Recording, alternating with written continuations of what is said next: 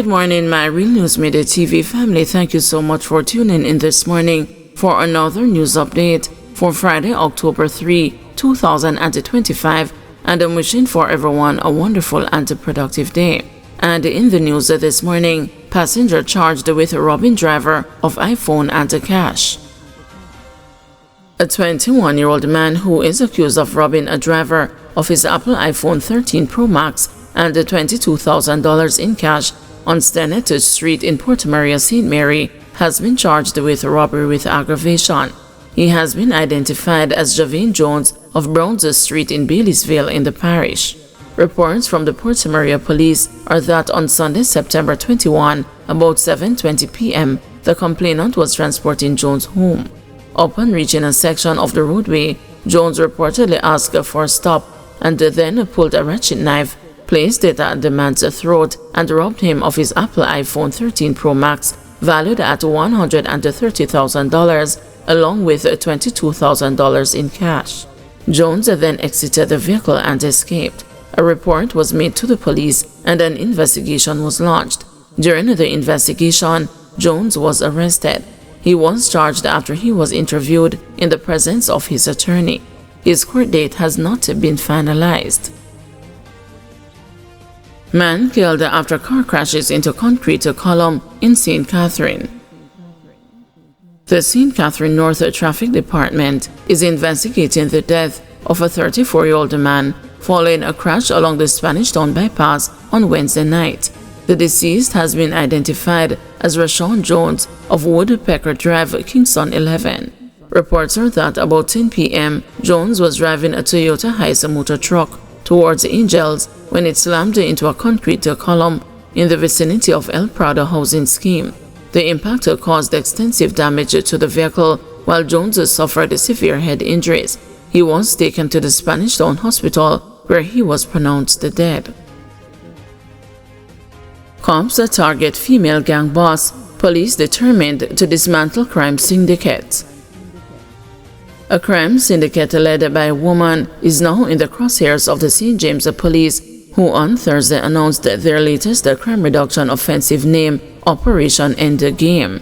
According to the head of the division, Senior Superintendent Aaron Samuels, they have identified the leader of syndicate plaguing the parish as a woman known by the moniker Toots. For this quarter, we will be fully pursuing this female-led robbery syndicate. We'll be pushing hard against this syndicate to ensure that we bring the robberies right down. We're going into the Yuletide season and we want persons to be able to shop in peace, he told a journalist at a press conference. Our efforts will be relentless in ensuring that this robbery syndicate is fully demolished, he warned. The syndicate, he explained, operates across several parishes. However, he said the police have been reeling in the gangsters.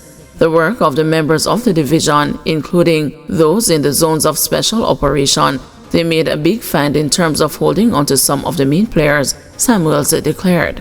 They have made some major headway, but there are still splinters of the gang around, and with that joint effort across Area 1, we will see that robbery syndicate being dismantled, he promised. Samuel's claim was corroborated by Deputy Superintendent Michael Moore, the St. James crime chief.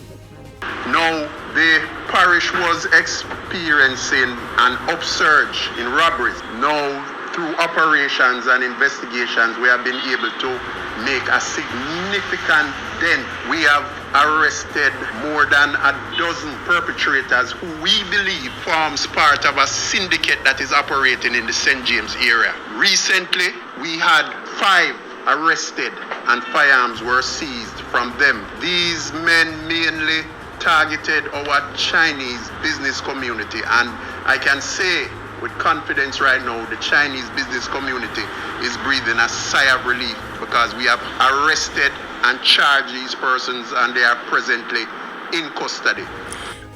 We have made significant strides. As it relates to our murders, we have arrested a number of persons for murders. Our clear-up rate presently is over 70%, and as it relates to shootings, we are over 60%. Now, as it relates to our wanted persons, we are experiencing significant success where that is concerned. A number of our wanted persons have been arrested and charged, and I must say, we could not do this alone were it not for the assistance of the law-abiding citizens of the parish of St. James. Post-mortem on Judge Ruth Lawrence conducted. The Major Investigations Division and the Criminal Investigations Branch have taken over the investigation into the death of Parish Court Judge for Trelawney Ruth Lawrence. This was disclosed on Thursday by Deputy Commander for the CIB, Senior Superintendent Derek Champagny. SSP Champagny told the news that a post-mortem was scheduled for Thursday to determine the cause of death. He said the police will determine their next course of action following the post-mortem exercise. The High Command had ordered an investigation into the circumstances which led to the death of Judge Lawrence. The judge is suspected to have ingested poison at her home in Coral Springs Village early Tuesday morning.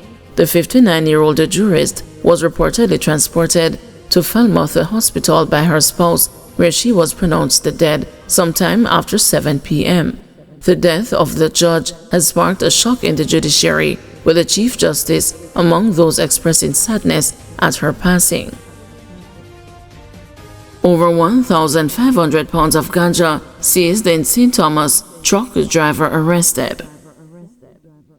A truck driver was arrested on Wednesday night after his vehicle was intercepted and found with a larger quantity of ganja in Moranta Bay, St. Thomas. This is the latest in a series of recent ganja busts in the parish by the police. The police report that around 10:30 p.m., officers from the St. Thomas Highway Patrol, acting on intelligence, stopped a truck that was traveling along Church Street in Moranta Bay. According to the police, several large knitted bags containing ganja were found in the back of the truck. The driver, a haulage contractor from Clarendon, was taken into custody, and both the ganja and the truck were seized. A subsequent check revealed that the ganja weighed over 1,500 pounds. Charges are expected to be laid pending further investigation. Ex-MP says he cheated death during home invasion. Paul Buchanan says he narrowly escaped death after men invaded my home to kill me in the run-up to the September 3 general election.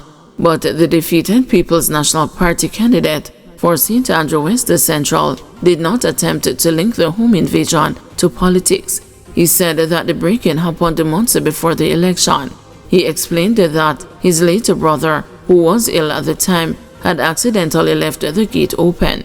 Two men breached the premises door and got into my home while I was asleep, he told the news. They got in and surprised me. They broke in and took some things, Buchanan recalled. The men made off with valuables as well as the keys to his motor vehicle. He vividly described the terrifying moment he managed to slip away. When they stick me up, I used a fly door in a moment when they relax. It slammed the lock and that saved my life. But they took certain things, and I didn't even remember I had a spare key in a black bag. They came back about a week later and just drove away the car, he said. Buchanan claims his firearm was stolen last October during a crime in the constituency which he contested against the Jamaica Labour Party leader and the Prime Minister, Andrew Holness. He said the weapon was in his vehicle at the time it was stolen.